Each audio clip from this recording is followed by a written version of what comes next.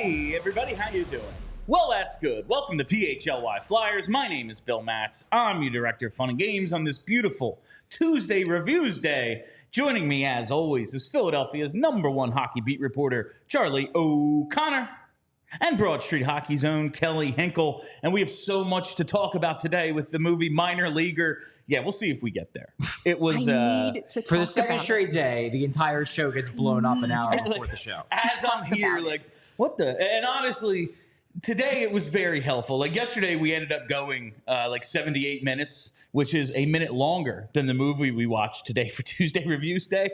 And honestly, I don't even know what to say about that movie. We'll get there because I know Hinkle is dying to talk about it. But we have to start with the day's biggest news. I mean, honestly, this isn't. Around the league, it might not be the biggest news. Like, there were a couple unmatched offer sheets. There's a bunch of shit. Patrick Laine got traded. Happening. But, like, for the Flyers, this is PHLY Flyers. Ryan Johansen. You know, I before we get into this, I should have guessed. Like, they gave us... Everyone's doing They stuff. gave us about 2 weeks of being normal. I should have guessed that that was the maximum amount of time the Flyers could go without being fucking batshit insane. You know, it's a little cooler. I blame myself.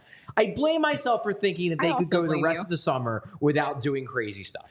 It's a little cooler, like in Jersey and Philly today. Nice. So maybe up at all the cottages, it's like, the weather, it's a little cold. Canada winter, Canada fall is coming. So let's stay in and get back to work. Like maybe that was the thought process. Friend of the pod, Dan Knightley, who's often in the chat here, he's at the cottage and he said it was cold. Yeah, so maybe they're just like, you know what? They're bored. No time on the lake today. Yeah. Let's do some stuff. All right, let's deal with the Kolosov thing, and now let's immediately switch it to Ryan Johansen. Yeah, so Ryan Johansen, for those who have not seen the story, because it broke like half an hour ago, I guess.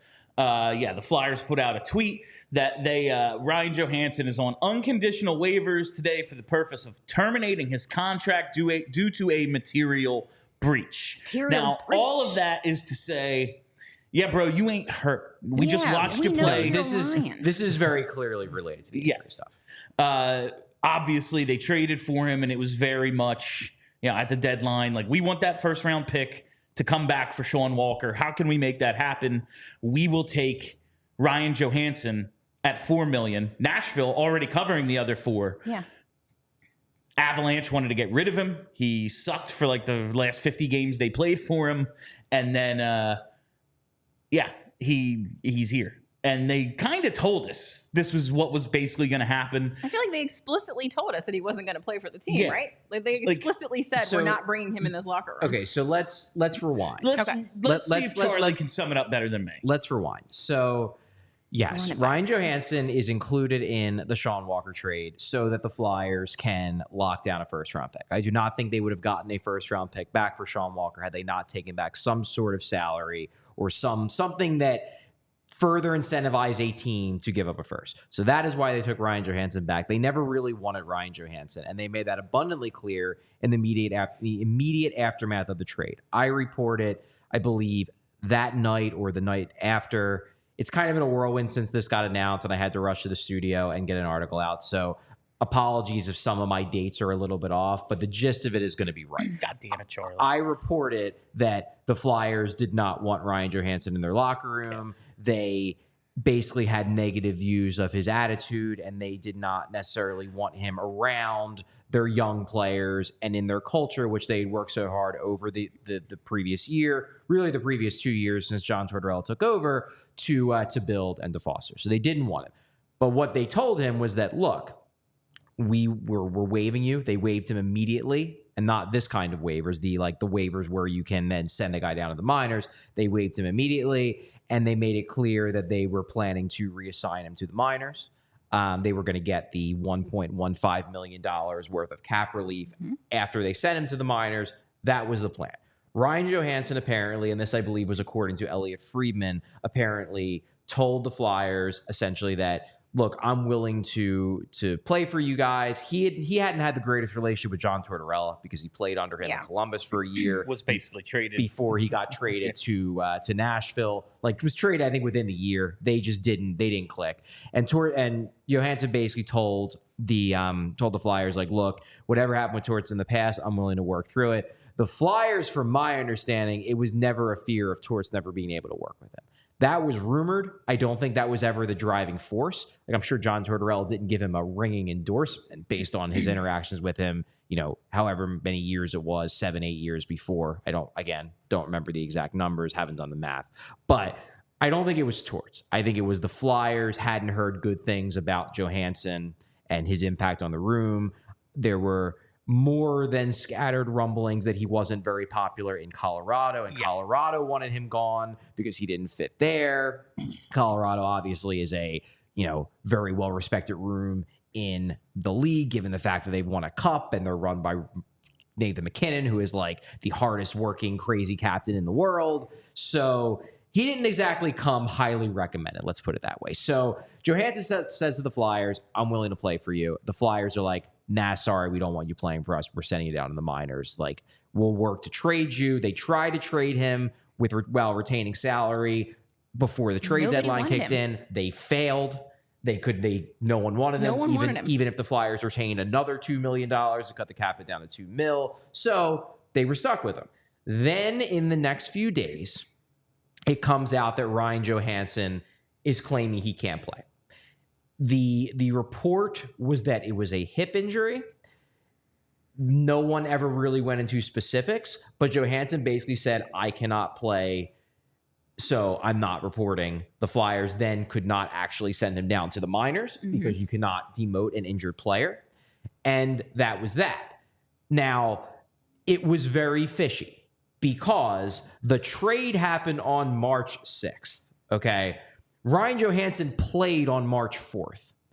He then, at least according to Elliot Friedman, told the Flyers in the immediate aftermath of the trade, I am willing to work with you guys and I'm willing to report and play despite the issues with Torts. I want to figure out a way to make this work. And the Flyers said, sorry, we don't want you. We're sending you down to the minors. And then immediately Ryan Johansen decides he's too injured to play.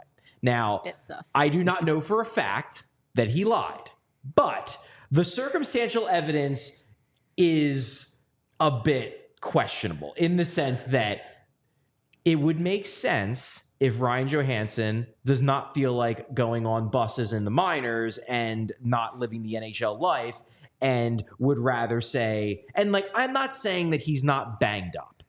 The thing is, everybody who is in their early 30s as an NHL player is dealing with nagging injuries. Sure. So Johansen, it would not shock me, decided that this hip injury I've been playing through all year, I don't want to play through it anymore if I'm going to have to be playing in the AHL versus the NHL for a potential cup contender. So he says he can't play. So they can't send him down. He ends up spending the rest of the year on the Flyers roster, just injured. At the end of the season, we asked Danny Briere about it in the end of season interview. He more or less said, we need to figure out if we can get him healthy. I don't know what's going to happen. I can tell you, I do not believe the Flyers ever had any intention, even if Ryan Johansen would have showed up in April and said, I'm healthy, they were never going to play. They were going to then, because they'd already waived him, they were just going to send him down to the minors, and that was what they were probably going to do this year.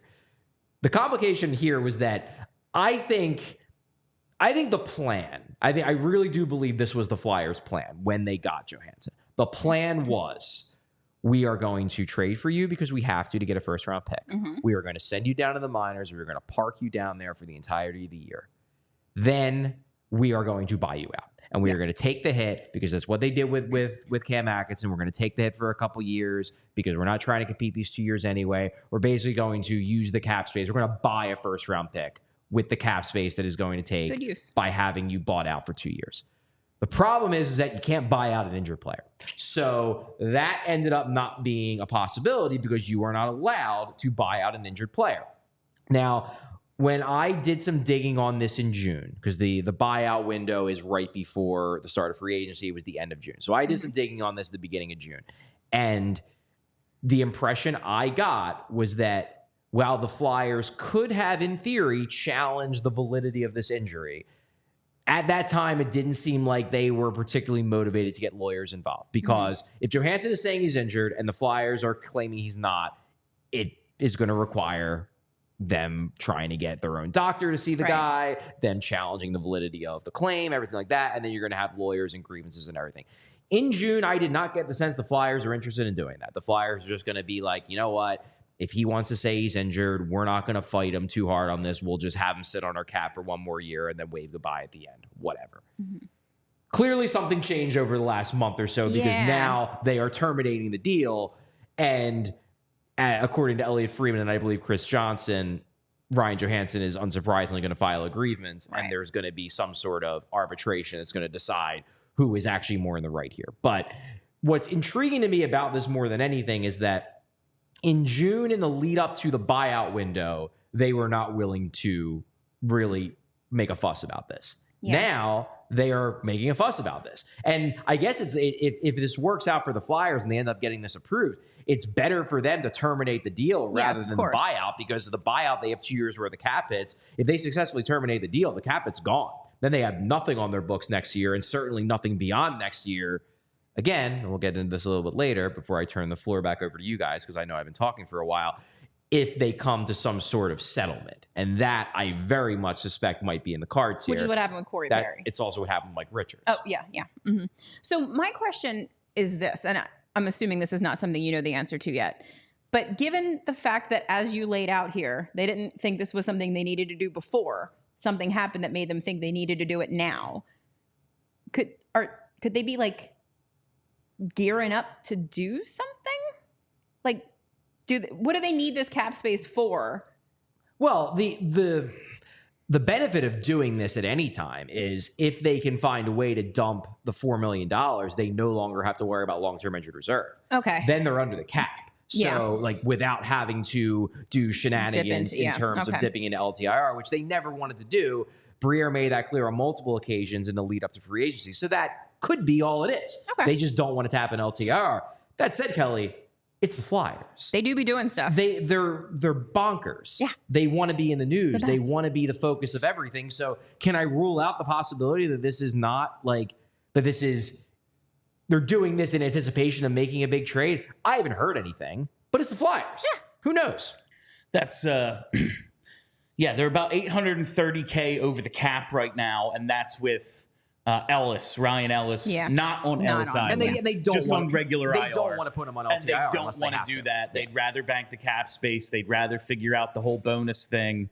On the up and up, have all this year's expenses on this year's cap, because as we've said in the past, at a certain point, they are going to have to, I know you don't love the idea of signing free agents, but they are going to have to sign or trade for guys who make a considerable amount of money if this team is ever going to be better. I like the idea of signing free agents. I just don't like the idea of signing $11 million free agents. I know. I understand, Charlie. I'm just saying they're going to need this money at some point. Agreed. And like they don't want to have to tap into LTIR and then have the bonus overages and then be like, all right, well, what the fuck is our situation going into next summer? They would just be kicking the can down the road continuously, and eventually they're going to have to pay up. Not to mention any possible in-season moves complicated by the fact that you're only 800, or that right now you're $830K over the cap. You're going to have to LTIR someone to make it all work. Like, this just uncomplicates it.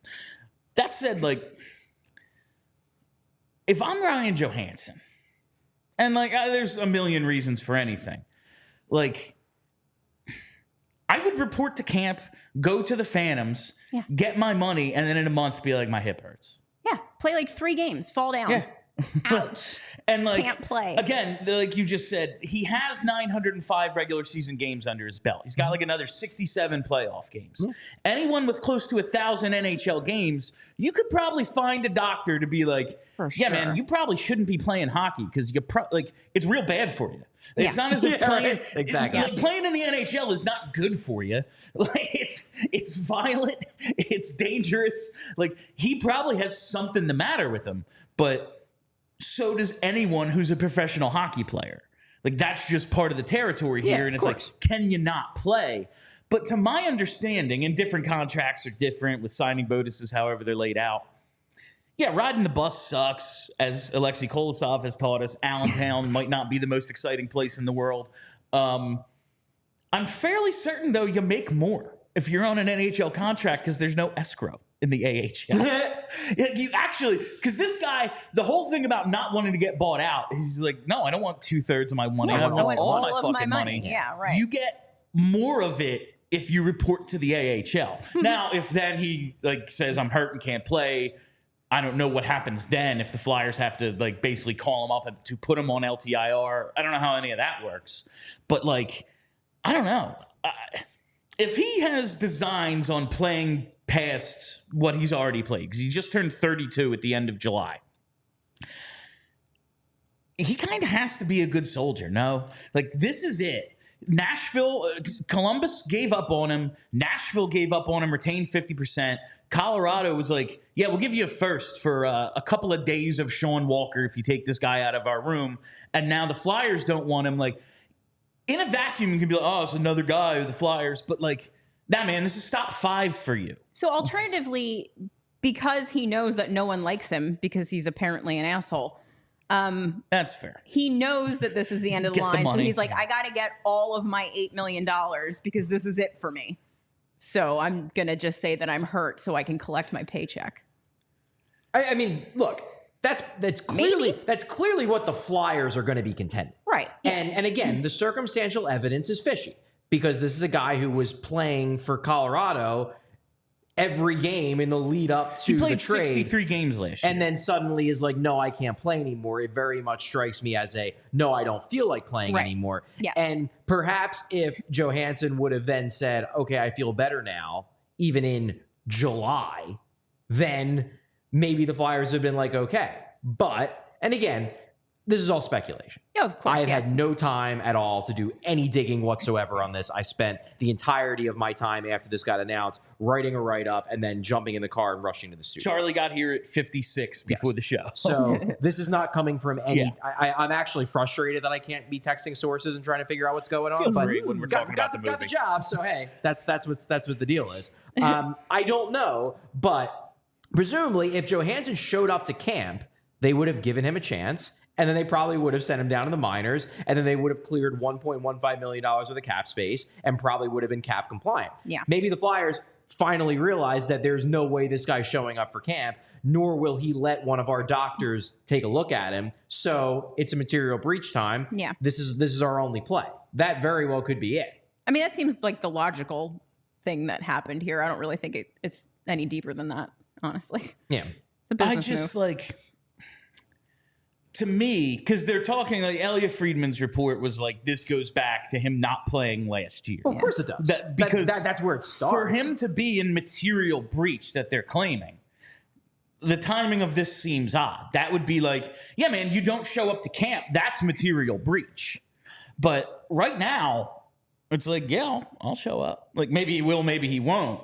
But I would assume there's no way to know. I would assume he's made it clear to them at this point yeah. that he's not going to show up, that he is still injured, and that if you want to confirm that, tough shit.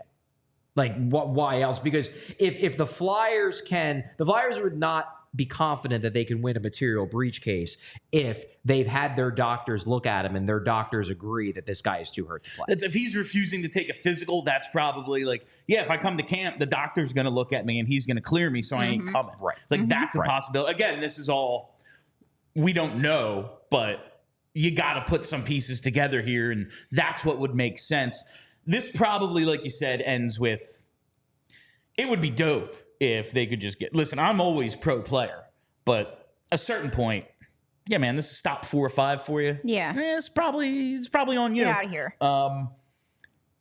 It would be dope if they could just, yeah, you're terminated. See ya.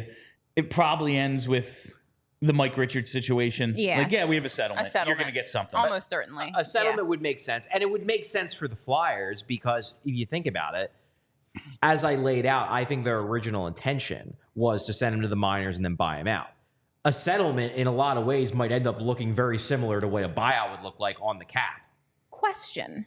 I don't know if you can answer this. Just popped in my head. So we're splitting his cap hit with Nashville correct. right now.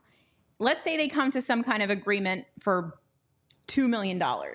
Is that $1 million from Nashville and $1 million from us, or is it just? Yeah, I don't know. Yeah, okay. I know a buyout. It was kind of. I mean, a it's a very buyout would have hit Nashville hard. I looked into this with Kevin Hayes because I thought St. Louis was going to buy him out, and it's like if you're retaining salary and the team you traded to buys him out, you're on the hook for half of that. Yeah. It affects you the way it affects them, regardless of what you did. I don't know about a settlement. The buyout would have hit Nashville hard. A settlement, like, number one, I have not had the time to go back and see how other settlements work. Secondly, I don't know if there's ever been a settlement with a player who before the settlement had salary retained by another team. Yeah, it's a very specific thing. Yeah. I just don't know if there's even a precedent for that. If there is, I'll find it. I don't know if there is. And if there's not, they might have to set a precedent with the settlement. Okay. Like this would be something, the NHL, like this will be the NHLPA supporting Johansen because the PA is obviously going to support the player. That's the point of do. It's the point of a union. And the Flyers will be making their case. But the NHL will be involved because in the end, the material breach is a material breach of the NHL's collective bargaining agreement. Right. So the NHL has to be involved in this. Yeah, it's another one of those. We're going to have to learn a lot about some very learning laws. Very specific portions of the collective bargaining agreement, it seems like. Yeah, over the next few weeks. I don't want to get into like specifics because I haven't had the time to read and try to parse the relevant parts of the NHL CBA. It's all in legalese, so it's not like a very readable document. It sucks. You can do it, but it like unless you're trained in law, which I am not, it's not fun. I assume it's not even fun if you are trained in law. You got to be like Friedman and bring the CBA to the beach with you. You know, is that what he does? That's what Maracle used to joke he did on vacation was read the CBA on the beach. I have one more thing I want to ask about this, but first we got to pay some bills. The first thing, man, I told you at the top of the show, it's a little cooler today in the Delaware Valley. It was like 66 when I left my house, and as Charlie's displaying right now, maybe you're gonna get hit by some fall allergies as summer turns into fall, because when do they occur? They can start as early as August, fall allergies, and last well into November. What causes them? The main culprits: ragweed, mold, other allergens like plants, sagebrush, tumbleweed, plus dust mites, pet dander, all that stuff. How can you take care of it? A few simple steps at your local Rite Aid. First thing you got to do is sign up for Rite Aid Rewards emails at riteaid.com/rewards and receive pollen alerts for your area. You can also maybe go to Rite Aid, pick up a dehumidifier. Dust mites and mold thrive in humid environments. A dehumidifier takes out the moisture in the air so that these allergens can't grow. Also, shower frequently. It's pretty good advice for all people. Keep your windows closed. Use an air conditioner. Keep the allergens outside. Wear a protective mask when gardening. And if that's not enough, these simple precautions, check out the over-the-counter options available at your local Rite Aid, like a nasal rinse to help flush out your nasal passages. And when symptoms are flaring up, or that pollen count is high, maybe try an antihistamine you can get over the counter. And 1 to 2 weeks before pollen allergies are expected to be high, try nasal corticosteroids, all that available over the counter at your local Rite Aid. And if you still have questions, still not enough relief, ask a Rite Aid pharmacist if a different type of allergy medication like a decongestant might be necessary. And you can always ask your Rite Aid pharmacist for recommendations on ways to get relief during allergy season. Charlie should go to riteaid.com right now. And before we go any further, that's right, it's Shady Rays time. One of my favorite sponsors here at PHLY, because I am an avid user of their product. You can get ready for all seasons with quality shades built to last. Our friends at Shady Rays have you covered with premium polarized shades that won't break the bank. Shady Rays is an independent sunglass company offering a world-class product rated 5 stars by over 300,000 people. Their shades have durable frames and crystal clear optics, making them the perfect choice for all your outdoor adventures. And they have hundreds of options to choose from, so you're bound to find the perfect pair to match your style. I wear my Shady Rays every day, driving to and from work, going outside. Really, I wear sunglasses constantly. Shady Rays, they are my absolute favorite. One of my favorite features, the tangle-free. That's right, aviators. I'm a big aviator guy. But the thing is, you put them up on your head, maybe going to Wawa. Now you come out and they're stuck in your hair. Not with the tangle-free option. Look at that. No problem whatsoever.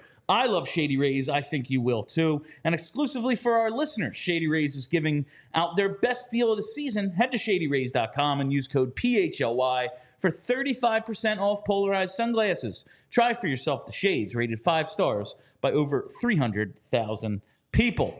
Thank you to our sponsors, Rite Aid and Shady Rays, for the first part of the show. Before we move on from the Johansen thing, because it's there's a lot more I'm sure we're going to find out about this and each side's argument and the specifics as they become available. But right now, like I just said, I think this is Ryan Johansen specific. Didn't work in Columbus, didn't work in Nashville, didn't work in Colorado. I don't know. I see where you're going with this. Yeah, this is a Ryan Johansen thing. But Flyers are terminating his contract. Bill. We talked all about the Kolosov issues yesterday. Maybe those are Kolosov specific. He just don't want to be in North America. Maybe he just doesn't like it. Maybe he just doesn't like Allentown, whatever it is. You add that to the Cutters Gauthier situation and the ever-looming presence of the boogeyman head coach we have. William. Does it worry you? I'm not saying that these are actual things that like are bad, but does the possible perception that this organization is a fucking tire fire worry you? Like at some point, like I said, they are going to need to attract free agents and sign and trade for good players. No. It's tough to do if everyone thinks you're Why are you breathing life into not this? even a little bit. Not even a little bit. I'm asking the question. We've just had multiple players over the last 2 seasons sign long-term contracts with the Flyers. They've played for John Tortorella. They've worked with Danny Briere. They've been here for a while. They know what a fucking nightmare it is here. If they didn't like it, they wouldn't have decided to stay for 8 years. We just got maybe the most promising prospect since Connor Bedard come over early because he wants to play for the team. Like, there's just as much good as there is bad, and everyone focuses on the bad things, and it's so silly. It's like needing to invent a reason because Danny Briere hasn't done anything explicitly bad yet. We must invent reasons to be mad at this front office, and it's very silly, and you shouldn't be encouraging it. I'm not encouraging. I am asking questions here. This is a show where we speak the mind of the fans, and that has to be a question because it's a question for me. Just kidding. And while I will But I don't think this is like if you these want things keep happening. if you want to make a comparison between Gauthier and Kolosov, that's fair. I think it's more complex than that, but I get. Of course it is. I get the argument about like, okay, well, Gauthier for whatever reason didn't feel the love and wanted to leave, and now Kolosov for whatever reason doesn't seem to want to come back. I get why those two things are similar enough that we can not attach them, but at least say, does this speak to a larger problem in the organization in terms of how prospects are treated? This situation is so distinct because this has nothing to do with him not wanting to be a Flyer. If you believe Elliot Friedman's reporting, and he's Elliot Friedman, generally speaking, it's a good idea to believe his reporting. Sure. It appears that Johansen wanted to play for the Flyers. That when he got traded, he was like, oh, I heard through my agent that you guys want to send me to the minors. Is there any way I can play for you guys? And when the Flyers said, no, we don't want you playing for us, then it was, well, if you don't want me, I don't want you either. I especially don't want to play in the AHL, given the fact that I played 900 games in the NHL and I have an $8 million cap hit shared against 2 teams. It would be embarrassing. So now I'm going to basically say I'm not playing in the AHL because I'm hurt. This is a situation of the Flyers not wanting a guy to play for you, not a guy not wanting to play for the Flyers. It would be annoying, I will say, if you're Ryan Johansen in the AHL, you have to pay for dinner every night. Every night. That would be really annoying. Just like And Andrew I'm not McDonald saying did. it's like this big conspiracy that everyone hates the Flyers, doesn't want to play here. My thing is, if I'm an NHL free agent and I have 3 or 4 suitors all offering me similar money, and we're not even going to get into the tax aspect, Kelly. Oh, God. No, it's just like I have several suitors or I have to waive a no trade to come here, something along those lines. There is just constant bullshit here. maybe we're not that is as 100% plugged true. into every organization as we are the Flyers. Maybe there's several prospects for every organization that they're are like, always nah. doing crazy Like things. the Flyers are always doing crazy shit, from hiring John Tortorella to trading their top 1 or 2 prospects to a guy not wanting to come. There's just constant shit. I know. I cover the team. And it's great for us because like we have to do a fucking 60-minute show every day. It's dope. Like I was going to talk about a really bad movie for half an hour today. Now it's like, yeah, we'll get to it. We're going to get to it, Kelly, I promise. But like, does that worry you that down the line, a team like, yeah, we signed Owen Tippett to a contract that's like pretty good and also more money than he's ever been thrown at him. We signed Nick Seeler to a contract that most people are like, yeah, okay, cool. Like, is that the path we have to take in order to keep guys? Like, so are you going to tell me, as a person who knows him personally, that a team led by Keith Jones is unlikable by hockey players? I just wonder. I don't think they're unlikable. I just wonder how many hockey players who we have said time and time again, like the Lake Tahoe game is their dream. No fans, like one camera. They're left alone. Media not allowed in the locker room.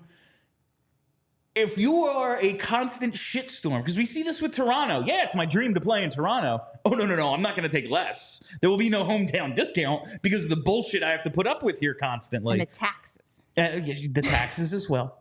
But it's like, yeah, man, I had the Toronto pajamas. Oh, no, I'm not taking less. No. Well, first of all, Like, they should never take less. Should that be? But hockey players do it all the time. We'll see this play out whenever the Flyers decide it's time to start signing free agents. If we get to a point where we hear that Danny Briere is going after Leon Draisaitl, who somehow hits free agency, and Draisaitl explicitly refuses to come to the Flyers and he takes less to go to the St. Louis Blues or something, like, okay, then we can say, oh, well, shit, maybe no one wants to play for the Flyers.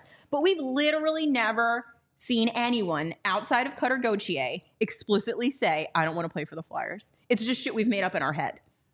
Fair. Bill, I will say that, do I think that there are players who may look at the Flyers and say that is an organization that seems it's not chaotic in the sense of the way it was under Fletcher, where like it was just bad things every other day. Yeah. But where like, the trainers were suing the organization and things like that. But I had this conversation actually with Jeff Marek on his show at the end of last season, and Jeff asked, he said, like, it seems like the Flyers want to always be front and center. From an outsider's perspective, that's the impression I get. Is that the way you look at it? And I do. I think the Flyers look at it as, being under constant pressure. The idea of like diamonds are forged under pressure. I do think the Flyers organization has a belief that like the Tortorella experience, there are some organizations that would say, I don't want to go through that because we don't want to be constantly like, there's always friggin' something with Tortorella. That's the nature of the Tortorella experience. Yes. Whereas the Flyers, they love that shit. They believe that is essential to being the Flyers, is that there's always something and we're always in the news and we're always being talked about. Do I think that there are some players who may get that sense and be like, yeah, I don't feel like dealing with that. I'm a low-key guy. I don't know if I want to deal with that. There's always something. Yes. But there are other guys who might love that. Like, there are other players who might be like, I love the idea of being in a major market where it's obvious they care so much about winning that they're always doing something like to try to win. I think that there might be players you lose. Like, for example, and I don't even think they went after him because I don't think he was like the type of player they wanted. I don't know if Dougie Hamilton would want to play for the Flyers. No, I can't imagine. I don't know if Dougie would be like, yeah, I don't really think I want to be part of that. Got a lot of That's the good perfect museums. example. Let me hang out a library We because have that's some way more museums. my Good speed. museums. We do And have that is some museums. completely Good fair. museums. But I also think there are a lot of players who would say, I want to be on national TV all the time. I want to be a topic of conversation. I want that.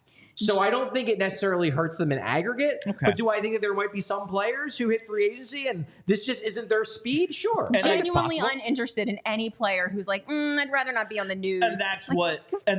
Danny and Jonesy and every Flyers executive before them would say. Right. Is like, well, then you're not a fucking Flyer. Then you're not Flyer. Yeah. You know? Yeah. Like that, and that's totally acceptable. Cool. And I do like there are parts of it I appreciate. Like the whole like trial by fire thing. Like we had this conversation. Buffalo made a decision. All of our young guys, we're gonna make them comfortable. They're not gonna worry about their contracts. We're gonna sign them, and we're just gonna send them out there. And it's like if Cam York and Morgan Frost were in the Buffalo organization, they'd probably have extensions.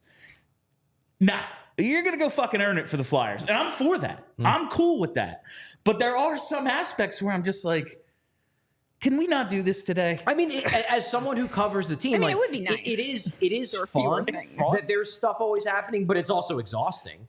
Like you're terrified to take a vacation because you know the minute you take a day off, they're going to make like a 10-player blockbuster trade because it's the Flyers. Like it is exhausting, and like it's the idea of playing for John Tortorella. You might be a better player for playing under John Tortorella, but you're going to be mentally drained like 5 days out of 6. Because that's just the Torts experience. That is the Flyers experience, honestly. And that's something that I think Jonesy is trying to bring back. It's just this idea of like, you know, we're gonna try to be good, but like you're gonna freaking know about the Flyers. I would just like, if they so badly want to be in the headlines, make a trade. I don't know. Make a trade. Make a trade. Do Listen. literally anything positive. Not that they haven't done, like, Danny Briere has yet to make the big mistake, but, I don't know, do some stuff. They're gonna do stuff. When? I don't want them to do stuff just to do stuff. I only want them to do good things. Sometimes you, like we say all the time, Billy Bean, shake it up. Do stuff. No, not that stuff. Yeah, no, that's only the stuff that I am the stuff that specifying. I want you to do. I'll write it down for you. Do those things. No, there are a couple more things I want to talk through about this before we change gears. First thing is, I did notice Puckpedia tweeted out that there has never been a settlement, an arbitration settlement about a termination that has involved a player who had retained salary. Interesting. So there Tweeted it as we were talking about it. So hello, Yes. Puckpedia. Thank you for watching. There we go. There is no precedent, so I do not know. Yeah. I do not know if even the Flyers know how that will work. I don't think the Flyers really give a shit about Nashville, but obviously who cares? Nashville gives a shit. Yeah. So the NHL is going to make sure that they are involved in whatever settlement just from a cap Saddling standpoint. Nashville with another bullshit contract. Sorry. But there is no precedent, so there's no established, way that works. This will all be figured out in the settlement. Second thing, and this is funny because I actually noticed this last weekend. The timing makes it very funny. So Ryan Johansen got married last week. Oh, God bless. The reason why I know that is because Cam Atkinson was at the wedding. Good for him. It would be extremely funny if like the Flyers saw pictures of him dancing and they're like, see, he ain't hurt. I mean, sometimes you get a little drunk at a wedding and you do some real dancing. He might have been going off. So Honestly, that would be the funniest shit ever. That would be so fucking funny. We have visual evidence from Instagram stories. And honestly, of him. now, every other workman's comp claim, you just have somebody follow them around and see if they're dancing. for the if they are, they're done. for the my fellow wrestling fans out there, that actually makes my CM Punk shirt make sense. CM Punk famously served his termination papers by WWE the first time the day of his wedding. So it all comes full circle. Yes. And the third thing I do want to mention, because we've talked about this a lot without really breaking down whether this is a good thing or not.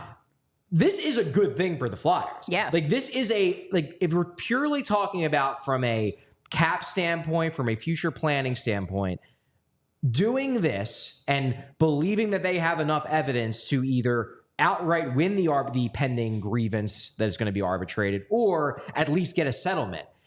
It is, objectively speaking, better for the Flyers than the alternative of having a $4 million cap hit for a guy who won't play for you, just sitting on your books all of next year and forcing you to go into long-term injured reserve. Yep. It would be better it would be the best for the Flyers if they can just wipe that $4 million cap hit off their books entirely. Then they are not in cap hell at all. They are perfectly in good shape in terms of not having to worry about LTIR. But even if there's a settlement, they probably, depending on what the settlement is, they probably will also get under the cap and not have to use LTIR. So from the Flyers' perspective, the fact that they did this absolutely helps them from a cap standpoint and cleans up their books. So if you're purely looking at this from okay, what does this mean for me as a fan and what does this mean for the Flyers in terms of them having a better chance to have cap flexibility and win championships down the road? This is a good thing. Yeah. Because either they're going to, I guess it's possible in theory that Johansen could like straight up win the grievance and then the Flyers are stuck with them. But in that case, Seems they're in the unlikely. same boat they're in now. Yeah. Like they just have the cap on their books, which is what they were going to have to do if they didn't file for mutual termination anyway. Or they're going to get the cap hit completely removed, which is great. Or they're going to have a settlement, which functionally will probably be pretty similar to what a buyout would have been, which they weren't allowed to do because the guy said he was hurt. And for probably only 1 year. 1 year, yeah. Instead of 2. Well, I have to go back and look at the Mike Richards contract, but didn't the Mike Richards contract, didn't they have a cap charge for longer than the contract would have lasted for? Or was it just through the length of the contract? It was so, like, it was a 13-year big contract. Yeah. So I'm honestly have no idea. remember. I'd have to go back through. I I don't would assume remember. a settlement could be anything. Yeah. Yeah, it could be. It But could be. It could even be a boat. Listen, it's like 1:40. We can do the goalie stuff tomorrow or whenever. Yeah, 'cause there's it going to doesn't be really more than enough matter. time to talk about. We have a Peyton Krebs. We got a Whatever. Who a cares? DM about that. cares about I want to Peyton talk Krebs? about that maybe tomorrow. I like his just name. He's A back. couple. Does he stink? It sounds like I a don't know. SpongeBob character. He's Peyton Ryan Krebs. Palin. Oh, I don't even know Yeah, one of that's those. kind of the One's yeah. good. Yeah. Laine to Montreal, I just found interesting because no retention. Montreal. the no retention like, is interesting. basically Columbus paid to get him out by also sending a second-round pick. It's funny because it's a second in 2025. Why? Because we have their second this year. Heyo. The Blue Jackets get Jordan Harris, who's like a guy. Anything you thought about? I just thought that's worth the risk for Montreal. I think for a couple of years when the cap hit doesn't matter. Yeah. That's the kind of team who might want to take a run on a guy who's way overpaid for what he is right now, but has that potential. Yeah, Travis Yost put out an article actually like a couple of hours before the trade was announced that buying low on Patrick Laine was probably a smart play for a team that could do it. So, I mean, there is always a possibility that he gets back to what he was before and scores a whole bunch of goals. I mean, if you have the cap space and you get a second round pick as a sweetener, why not see what happens? Good for Cole them. Caulfield and him on a power play could Yeah, be go interesting. nuts. I know Sure. Charlie doesn't care to talk about Patrick Laine. He hates him. He's not. I know. I acknowledge that Patrick Laine is a good hockey player who can help a team. If I were a GM, I would never in a million years get Patrick Laine because he's not the kind of player I would want on my team. It's just really, it's more of a stylistic thing more than anything. I don't like the way he plays hockey. People who only care about guys who score goals love the way he plays hockey. I don't like the fact that he's, doesn't give a shit about defense. His teams get obliterated by shot and chance differential when he's on the ice. He's slow as molasses. Like, there's just things about his game I don't like. I think there's a place for him, but like when we talked about the other day, how you were like, you just want them to go out and get every shiny new toy. I do think they're in a position where they should take some risks. Oh, they definitely should. That said, like at the full cap hit one, they just couldn't afford it. Like there's Right. nothing they could do to get under the cap to get his 8.7 mil in there. And I don't want to give up a second round pick. Like, I guess they would be receiving the second. Yeah, we'd be getting the second round it's pick. Yeah, less like the cost to acquire him was way less than I had like initially thought it would be because they took on the full. Yeah, because 'cause they the took full on the full salary, cap yeah. hit. But like when we're talking about wingers, we're pretty good. I'm got set so on many. wing. We have Like so I many guess he has the wingers. potential to score a bunch Yeah. of goals, but he also never plays. Like this is maybe if he started playing a bunch of games, but like there's no evidence he's going to do that. This is something I was Doesn't thinking about, play. and I thought about tweeting it, but I decided, you know what, I really don't need 1,000 Montreal fans or Oh, boy. even 50 angry Flyers fans who love Patrick Laine in my mentions. Like, if you gave me the choice, and I'm not even talking about like health, if you gave me the choice between Patrick Laine and Owen Tippett, I would take Owen Tippett. So would I. Because Patrick Laine might Yeah. have the higher goal scoring upside. Owen Tippett, I believe, is the better all around player. And Owen Tippett simply He's younger too, yeah. Owen Tippett plays. Not that much younger. No. Laine is 26. For Tippett's some what, reason, 25? I want Patrick Laine to be like 30 in my head. Owen Tippett is in the lineup all the time. He does Patrick play Laine nice. is never in the lineup. Now he's somewhere else. He's motivated. He knows like he wants maybe. another contract, but like I don't know. He doesn't play that much. Yeah. So, I Maybe would he just probably take stinks. Owen Tippett too. Yeah. They're gonna maybe Laine and him have like the same goal total at the end of the season. It's like, well, he played half the games. It's like, so he played half. The opportunity to score didn't exist. Like Owen Tippett if he's in the lineup, might score. Laine can't if he's not. I'm just glad we don't have to talk Before about it we anymore. finally get to Tuesday Reviews Day, Ew. I got to read a couple of more ads, and these are some good ones too. First up, we have our friends over at Rugged Road. Who doesn't love a great cooler? Rugged Road is dedicated to creating innovative and durable outdoor gear for adventurers who demand the best. Rugged Road products are designed with the highest quality materials and craftsmanship, ensuring they perform in the toughest conditions. Whether you're on land or water, Rugged Road gear is built to accompany you on every adventure. First thing, man, about these coolers, they're dope. They float. One of the most unique features of Rugged Road coolers is their ability to always float upright. You'll never lose a drink, and that's damn important. Lightweight design, unlike other heavyweight coolers, Rugged Road coolers, incredibly light, making them easy to transport on any trip without compromising on performance. I love a cooler, hate carrying it. Nice lightweight design makes it a lot easier. They're durable and dependable and versatile, perfect for a variety of outdoor activities from fishing and tubing to camping and tailgating. These coolers are designed to meet the needs of every outdoor or sports enthusiast. So gear up for your next adventure with Rugged Road coolers. Reliable, durable, and built to be used, Rugged Road is your ultimate outdoor companion. Head to ruggedroadoutdoors.com and use code PHLY for 10% off. And now what am I selling you? I'm selling you us. That's right. I got to tell you love us. about all the awesome stuff happening here at PHLY. First and foremost, if you have a Roku device, I know my house is filled with Roku devices, you can now watch us on the Roku channel. That's right. This show right here, available on Roku. It's pretty damn cool, right? Yeah, you go to the Roku channel, Roku Sports.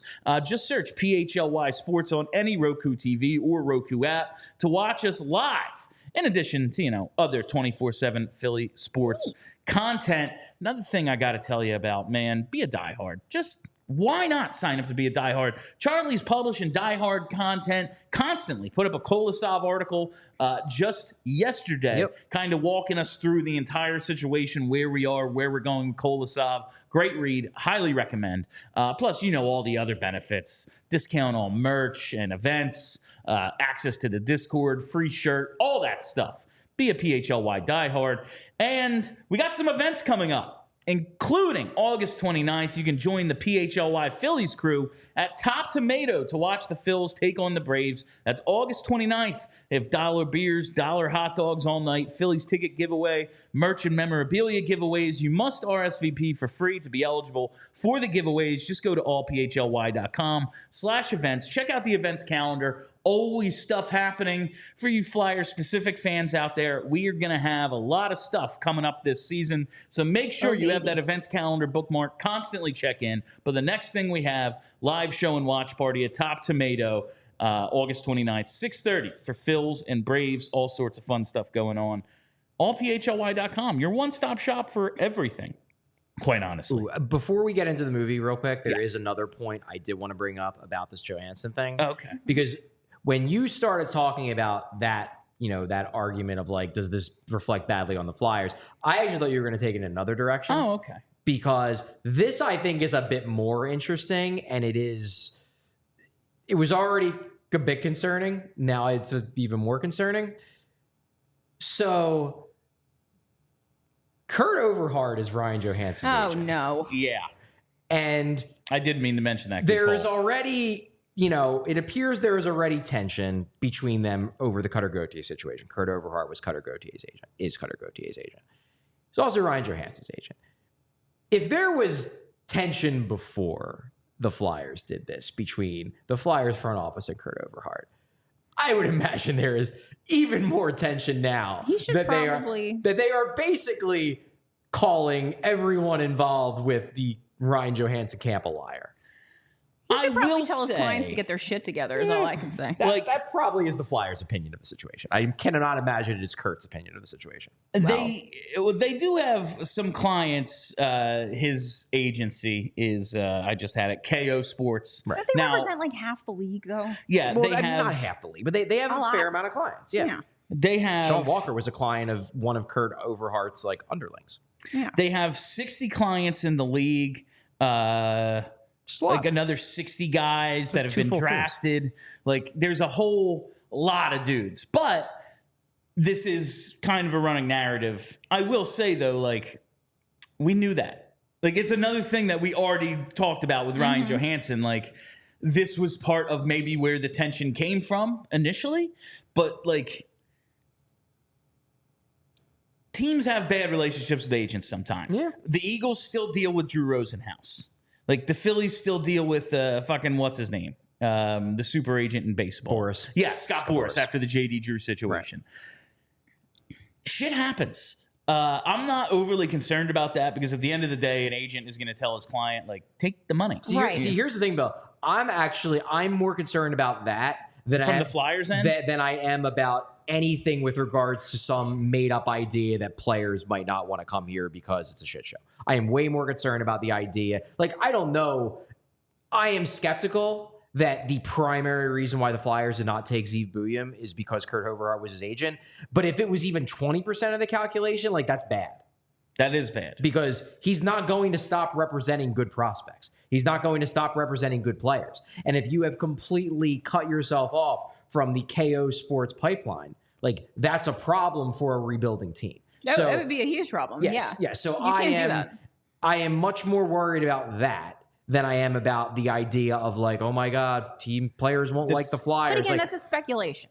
Like, this is concerning, and like the Flyers need, if this is a thing and there's enough smoke here now where you can, like, be a little bit worried, the Flyers need to deal. I mean, do you really think, like, if someone else was his agent, they wouldn't be doing this? No, but I think that if Overheart was already angry at the Flyers, he's only going to be more angry at the Flyers now. But also, it's his job to get his clients the most money. And if at some point the Flyers are offering one of his clients the most money, it would be very foolish of him on a business end to say, no, don't do that. I don't like them. It might be if the Flyers are offering $2 million or $5 million more than any other team, sure. If the Flyers are at a similar offer and Kurt Overheart tells his client, I know these guys don't trust them, they're assholes, and this is what your agent is telling you. I would be more worried about it from the Flyers aren't going to deal with him perspective than I am what he might do to poison the well. Fair. If that, like, if the Flyers are like, yeah, that's why we didn't draft Zeev, it's like, well, that's fucking stupid. Yeah, either side of that is bad. But I can't imagine an agent and an agency would lower their pool of teams. No, these are adults, professional adults. You work with people you don't like all the time. And sometimes you don't like them, but you still have to do the business things. Like, I don't know. If that's the way that they operate, it just seems like a very silly way to operate, like on a personal vendetta basis. If you're a sports agent, it seems kind of weird to me to do that. I guess it could happen, but it seems like insanely unprofessional and like it would, in the end up hurting the agency reputationally. But it just seems like I just can't imagine adults, although they are hockey players. So I was going to say the hockey community players are. It's not even hockey players. It's the hockey world. Yeah, like the hockey community. The hockey world is a very small and insular place. Yeah, and like grudges are real. Yeah. Like, you know, the grudges over offer sheets. Like the grudges about Jeremy Roenick apparently putting a mouse in Teemu Selanne's hockey bag and creating a years-long feud between Teemu Selanne and Brett Hull. Let's try to talk about this fucking movie. We can talk about the offer sheet stuff another day, like all that, whatever. Who needs serious talk? Minor Leaguer, starring Teemu Selanne and Brett Hull, the Tuesday Reviewsday movie of this week. My first question about this film. Was this a hockey movie? They never played hockey. I was waiting for a hockey game. A second of hockey. Never once was hockey played. They played tennis at one point. Never saw a stick. There was a little thing, the little handheld hockey game in the very beginning. Was this actually a hockey movie? There were hockey players in it. They talked about hockey. No, this is like, is Home Alone a Christmas movie? They never played. There's Home a Alone fucking is tree. definitely a Christmas movie. There's a tree in that movie at least. Like, you know, there's Christmas lights. This was a hockey movie that never featured any hockey. Zero hockey. This is absolutely not a hockey movie. It's a movie that has hockey players in it. My next question. I don't disagree with that. My next question You don't even see an ice surface. No, No. never. They go into the arena. You see the outside of a building that's meant to be an arena. That says arena on it. Yeah. The equipment manager's office is clearly just some guy's garage. Yeah. It's a set. Yeah. But there was never hockey. No hockey. No hockey. What was the point of this movie? Like, the number one plot point, the A plot point, what was it? Because it starts with the kid who grew up, and Teemu is his hero. Yeah. And now Teemu's bought the team, and he's an asshole, and we don't like that. There's never a confrontation between the two. He never imagines one. He imagines, he tells He him, makes you one were up. my childhood hero, and then beats the shit out of him. But that is a daydream that never comes Yeah. true. There's the long-running Selanne-Hull rivalry. Yeah. There's never any real resolution to that. They're both just kicked out of the league. Yeah. There's the commissioner guy trying to do stuff, pointless. There's the equipment manager and his love interests. What was the point of this movie? Why does it exist? What story did they tell? Okay, so I will say that this movie very much struck me as a 20-minute television episode that they stretched out into 80. Yes. 100% that. 20 minutes would have been better. That. However, I do think there is an attempt. Now, to be clear, it is a very poor attempt.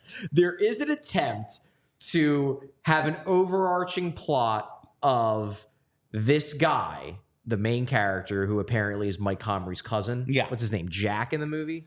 Something like I that. don't Something. remember. His I name's was Dan really Comrie in real drifting life. off a lot there. Dan Comrie. There's Jake very McKay. clearly an attempt to make this movie about an older guy who's been in hockey for years, trying to figure out what he's doing with the rest of his life.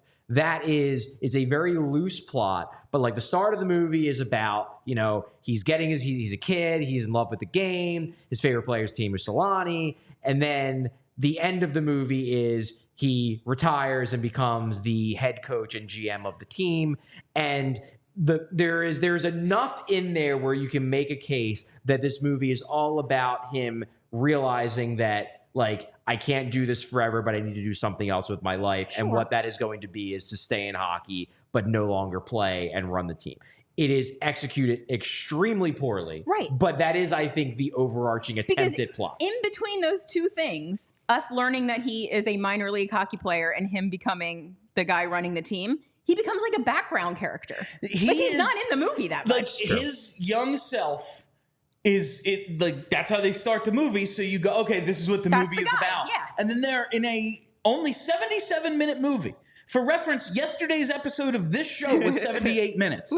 Like, nothing happens. Like, there's long stretches where he's not on the screen. And again, this is an hour and 17. There's not long stretches of anything. No. Jake is his name. Jake, yeah. Not Jake. Like, it just made no sense how they, like, okay, we're pushing him aside, and now we're going to tell this, like, 18-minute story of, like, the equipment manager, which the equipment manager being named Sniff might be the funniest joke in the whole movie. That said, I think it might be illegal to call this a comedy. Yeah, I were believe no that someone jokes. should be prosecuted. There were maybe two scenes in the movie that I laughed at. One of them I don't even know was intentional, but it was funny because it was so poorly done. Because there's a part where Brett Hull is talking about Teemu Selanne and he calls him Teemu Salami. Oh, yeah, But if you watch the subtitles, they still have it Selanne. So I don't know if they actually realized that Brett Hull was Did he making just a say joke. salami? He might I have could just see it. ad-libbed He it in the threw that script. in there. Yeah. So I laughed at that one. Okay. What was the other one? And I thought that while it wasn't executed well, the sheer ridiculousness of the Gary Bettman thing was kind of Okay. funny. That was funny. That was funny. So I will say my biggest takeaway from this movie is that Brett Hull was the best actor in it. Yes. Somehow.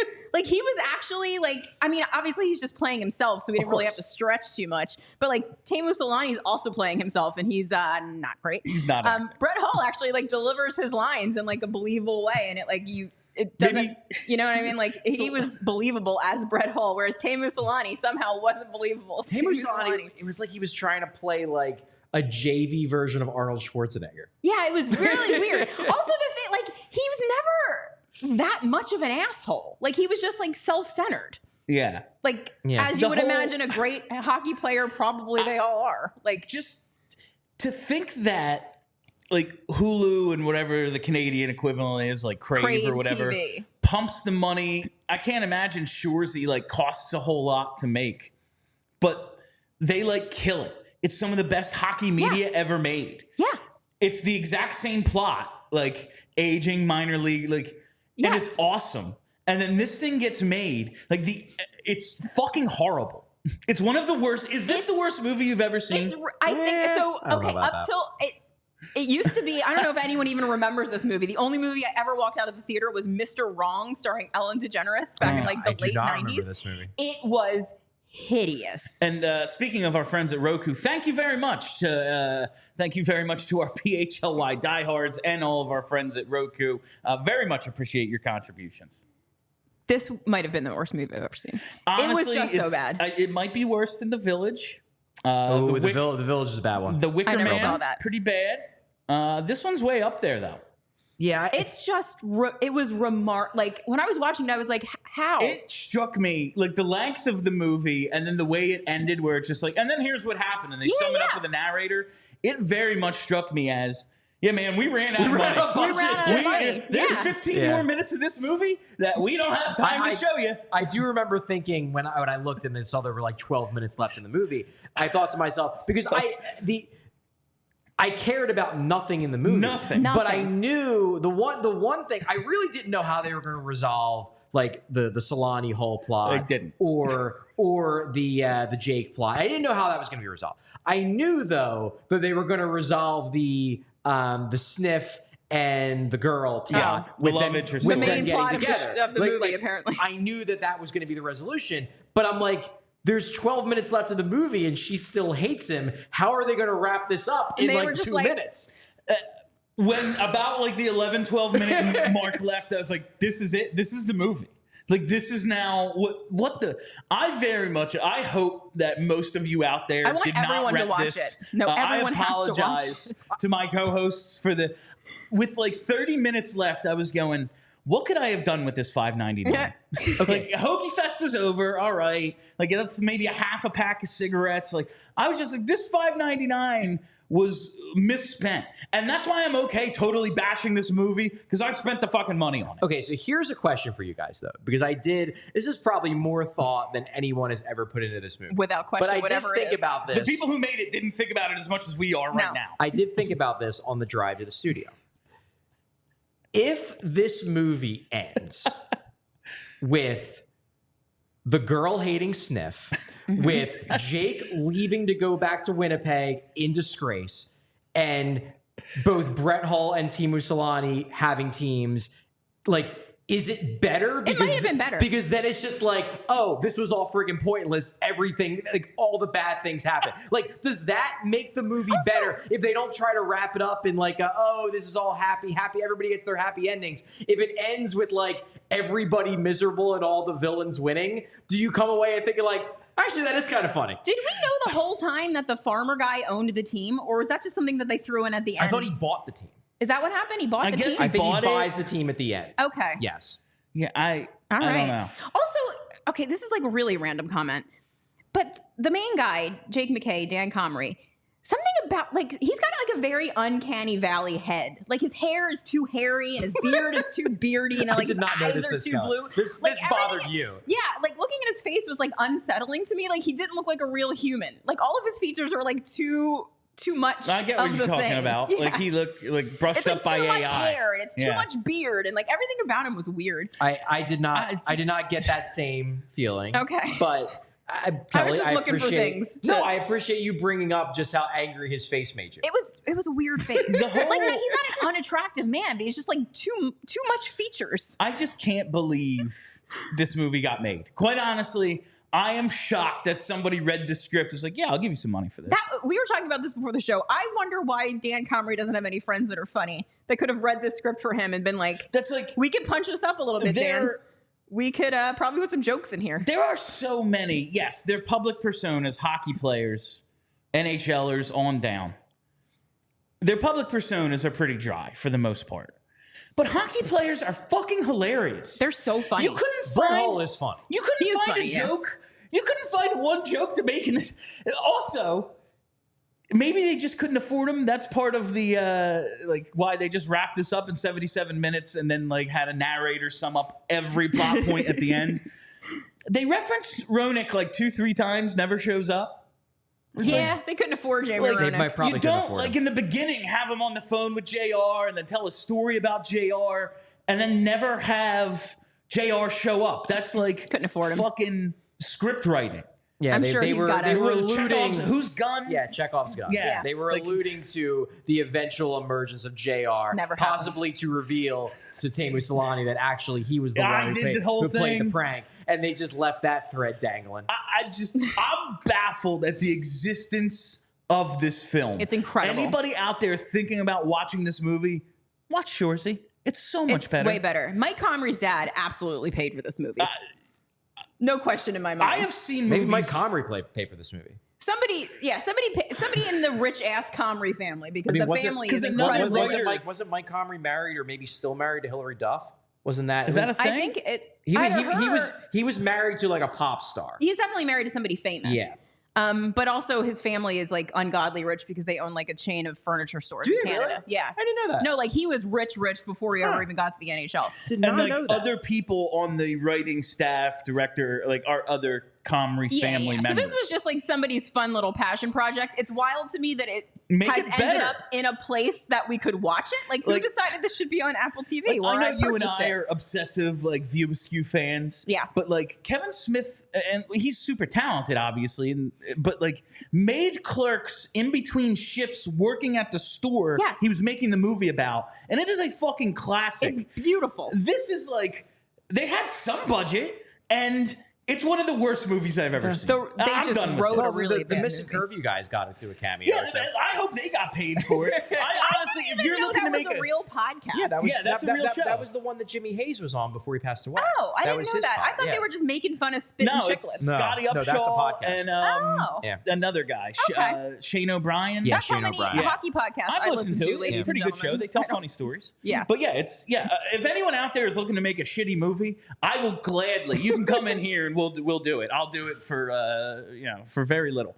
All right, are we done? Just like I I don't know guess. what else to say. I don't know. I don't even want to fill out the Tuesday Reviewsday thing. Favorite character? None. Best of them. line? None. I don't know. Worst The- character? All. I will say, I mean, and this is maybe like the only thing that was nice. Blank. The love interest of Snip, like she's very attractive. She's She was quite pretty. I enjoyed when she was on the screen. She was. Yeah. She was very pretty. No, Yes. very much the like Kevin James, like nope.